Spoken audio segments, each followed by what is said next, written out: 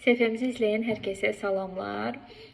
Paylaşdığım müəllimlər işə hardan, necə başlamalı videosuna aid yeni bir kiçik video çəkmək istəyirəm. Hansı ki, müəllimlər çox müraciət edirlər ki, yeni başlamaq istəyirik və necə başlayacağımızı bilmirik və yaxud da bir aya necə başlaya bilərik, bir aya başlamaq olarmı? Öncəliklə bunu deyim ki, təcrübə elə bir şeydir ki, təbii ki, bir günə, bir həftəyə, 10 günə qazanılan bir bacarıq ola bilməz. Kimsə illərlə qazandığı təcrübəni sizlə bölüşür. Bəli, bu aylarla öyrənilə bilər, amma bir aya, 10 günə, bir həftəyə elə bir nəticə yoxdur.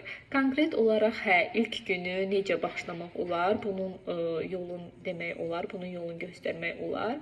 Amma köklü şəkildə sizin iş prosesini yerinə yetirməyiniz üçün təlimə davam etməniz lazımdır. Yəni bir ay qoşulun, 10 gün qoşulun, belə bir anlam yoxdur. Siz konkret olaraq normal şəkildə davamlı təlimə qoşulsaz və qərar verdiyiniz yolda o şəkildə, sağlam şəkildə yəni irəliləməyi əgər istəyirsinizsə, gərək təlimə davamlı şəkildə qoşulasınız və istədiyiniz nəticəyə çatmayana qədər də əl çəkməyəsiniz. Bir də başqa bir nüansa toxunmaq istəyirəm. Müəllimlik ixtisasını ümumiyyətlə bitirməyən və müəllim kimi çalışmaq istəyən xanımlar bu təlimdən yararlana bilərlərmi? Baxın, təbii ki də kursların öncəlik verdikləri ixtisası bitirmiş müəllimlərdir.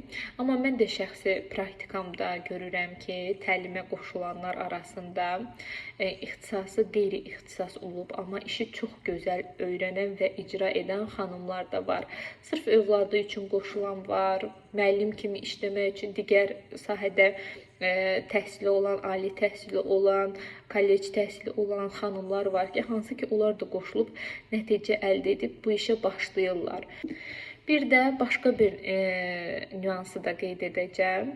Deməli, bir dəfə yadımdadır, bir xanım mənə müraciət etmişdi.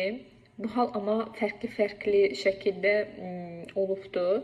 Deməli, müraciət edir, deyir ki, mən 9-cu yoxsa 8-ci sinifdən çıxmışam, heç bir təhsilim yoxdur. Mən keçirəm hazırlıq. Təhsilim yoxdur, keçirəm hazırlıq. Dərslikdən məlumatım var. Baxın, cümlənin işlənməsindən çox şey asılıdır. Dərslikdən məlumatım var. Dərsliyi başa düşürəm. Siz təlimdə başqa nə öyrədirsiniz? Dərslikdən məlumatı olmaq fərqli bir şeydir. Uşağa düzgün şəkildə dərs keçmək isə tamamilə fərqli bir şeydir. Dərsliyi bəli, çox adam baxa bilər, başa düşə bilər. Bu 1-ci sinifdə sadədir, bu 2-ci sinifdə sadədir. Deyə bilər, uşağa izah etdiyin hətta düşünə bilər. Müəyyən bir uşaqda effekt olub, başqa bir uşaqda effekti olmaya bilər. Amma müəllimlik və müəllimliyi belə deyək, təbliğ etmək mənim dərsdən məlumatım var sözünə bərabər ola bilməz. Müəllimin dərsdən məlumatı olmalıdır faktı çox gülməli səslənən bir faktdır. Bizim çox şeydən məlumatımız ola bilər. Hansısa xəstəlikdən məlumatımız ola bilər, düzdür? Amma biz həkim kimi kimisə müalicə edə bilərikmi? Yox. Və doğru da olmaz, düzdürmü? Çünki ixtisas tamamilə fərqlidir və kimisə həyatına, belə deyək, ziyan vermiş ola bilərik. Yəni, axırı pis qutara bilər, pis nəticələnə bilər.